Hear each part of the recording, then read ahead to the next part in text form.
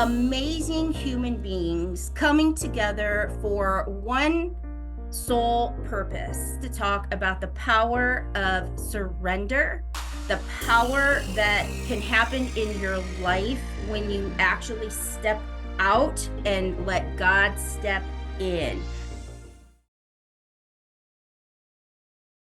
Yes, thank you so much. I'm coming to you from San Antonio, Texas. I know Julie from Rochester, New York, which is where I grew up. I still have trouble calling myself a Texan, even though I've been here over a decade. So maybe it's time, but that's where my story takes place. Love it. And you and I had an amazing conversation the other day, and Yeah, um, you have a piece of regret. And so when we talked about regret and how people always say, "Oh, I have no regrets. You should just never regret." But you openly say, "I have a regret," but you are able to move through it. Can you share with us about that? Because I think a lot of people hold on to things like that. And your story yeah. to me is phenomenal. Yeah, I think I'll hold on to it forever, and I have trouble naming it. And sometimes it feels like regret, and sometimes it feels like shame, and sometimes it feels like something that I had to do to keep my daughter, my living daughter, alive.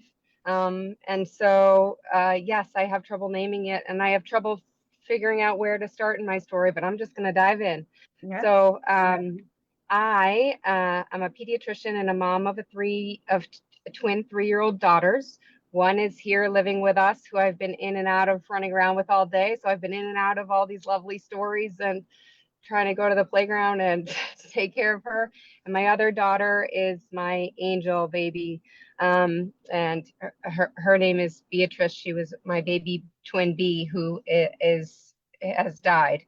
I regret what I went through in losing baby B.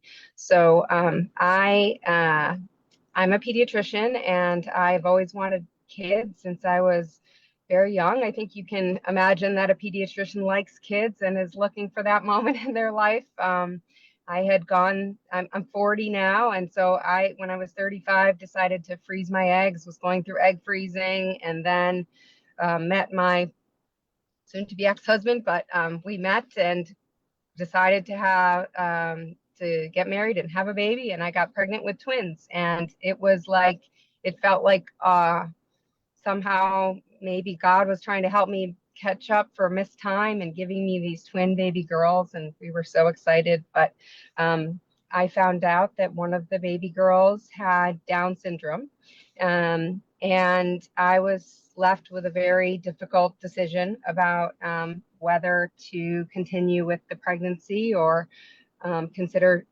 terminating one of the babies. And it's hard for me to tell this story for multiple reasons. One, I know that I made some difficult decisions out of love for my daughters, but I also am in Texas, and we live in a complicated world where there's a lot of loss and a lot of people that haven't chosen to lose.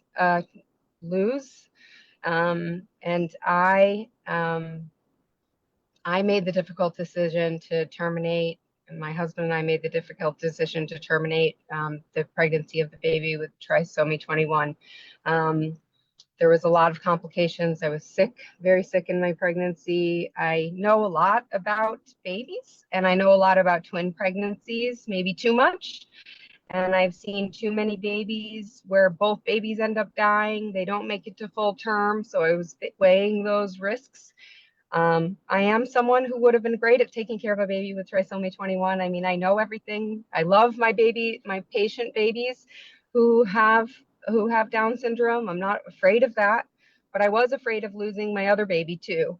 And somehow it felt like my baby B just knew that she was there for her sister, and that her sister's life was the one that needed to move forward. Somehow I went through with multiple CVSs where they stick needles in your belly, multiple amniocentesis to try and figure out and try and really confirm what was going on and which baby was which. And then when my baby was 18 weeks old, I watched a needle go into her heart and she died. And then for the next 20 weeks of the pregnancy, the part that I made that decision, I regret that decision, but I also didn't make it because I didn't love that baby girl, and I don't love her every day. She is someone that will always be in my life and is in my daughter's life. My daughter knows about her twin sister, and we have a bunny that goes everywhere that has her sister's heartbeat in it. So it's like a velveteen rabbit with that heartbeat that goes everywhere we go. And she's learning and growing along with us, and she's our little safety officer angel because that just always felt like her personality. And so I carried that baby girl, her dead body in my uterus along with my growing twin for 21 more weeks. And that's something that a lot of people don't think about, carrying a dead body inside of you while your body's trying to keep growing the other one. It's very confusing to have happiness and grief at the same time. So though I do regret the decision, and both my soon-to-be ex-husband and I regret that. We both made that decision together, and we both ended up regretting that decision further down the line. You have to find a way to move forward, and there's nothing else you can do. You've got a beautiful daughter, and that has many needs, and I think that the first few months of her life, I really I was taking good care of her, but the grief was heavy on me, heavier than I knew. And I found some resources with a support group for women, for parents who had lost babies and early fetal, when they were pregnant or when they were young babies. And so I went to support group, somebody else tell stories about how they tragically lost their children. And there I am feeling like such. Chopped up a little bit. Oh no. Are we? I'm so sorry. Can you there we hear go. me now? Yeah. Okay. So sorry. So I found myself in that support group hearing, let me know if you can't hear me at any point, but Okay. I thought maybe how could I possibly share my story with this group of women who had tragically lost their children. Some of them had Down syndrome babies that were born and lived for 1 month and had heart defects and then died, and they're sharing that story. In fact, one of the other women there had a baby with Down syndrome who was born on the day that my baby died, and that baby was the light of their life for a couple months until it died from complications related to Down syndrome. And so I just chose that I'm the type of person that heals through sharing. And unfortunately, it's been hard for me to share my story because there are many people very close to me that fear for even my safety in me sharing my story. But I think that the only way that I know how to heal is through sharing it. The only way I know how to be a good mother is through being honest about what I've been through and how hard it is and was and will be. But I think that people have lost babies in all different kinds of ways, and you don't know the story of somebody else. Everybody's had their dark places and dark moments that they've been through, and I think that being honest is the only thing that keeps me going. So I find that sometimes there's a person here or there. Yeah, being honest, and then when we talked, to know that you're loved and accepted, I think that that's important, that people can carry a lot of things inside, but when you have an environment in a space that is like Tish Ross's podcast, no judgment here, like it's pure love, pure love, and we need to come together to help the healing. Yes. To help the healing, because your story is going to help someone. And the more you share every time, it's going to help you. And then what's that going to do? It's going to help your baby girl because her mama's going to be stronger for it. So we need to cover each other in love. Yeah. Absolutely. Yeah. And that's what I find. When I share it, I have trouble every time, but I get love back. And, as much as I may regret it and feel shame for it, it feels good to be accepted and to accept everybody else and their stories. I mean, that's what I do all day long, every day. I hear every child and family's tragedy all day long. So I think it's only being authentic that we can really help each other make changes too. Absolutely. Absolutely. You've got a couple comments coming in here because I don't know if you can Yeah, read yours. We've got couple Whitney of, sending you love and prayers. I know this was beyond hard, and I found out my twins wouldn't make it my 5th month of pregnancy. It is hard. yeah, Sending you so much. Wow. yeah, You are so incredibly strong and grateful for your light. Thanks for sharing. God bless you and your family, Dr. Whitney. I mean, just they're just coming through. And um, yeah. I know it's new to you, sharing, and you're Yeah. going to actually be joining us in Texas as well, at our Surrender to Rise Live, and can't wait to hug you and have you in the Thank room. you. But it is. Thank you so much for sharing. I wish my sister-in-law saw your courage and strength. So that's coming from someone else's comment. So what what can you say? Through your faith, through that surrender, through God's grace, helps carry you every day. You say that you don't know whether you call it regret or what the word is of the day, but how has God helped you with that?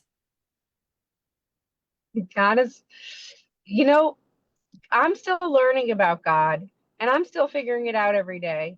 And what I find is that the more I share, the more love I feel, the more God enters my heart. And so I think that just opening up and being willing and being brave to share your story and put the weight of the things that are on your shoulders and share them a little bit with everybody else's shoulders who are around you is kind of God's way of holding us all and keeping us together. So I find courage and strength that, and I think that it's those little moments of gratitude. It's getting really small and getting really that I find my way back. I just keep getting up Oh, and showing up, I think and we lost you the stories again. keep coming through me. Her bandwidth is No, low.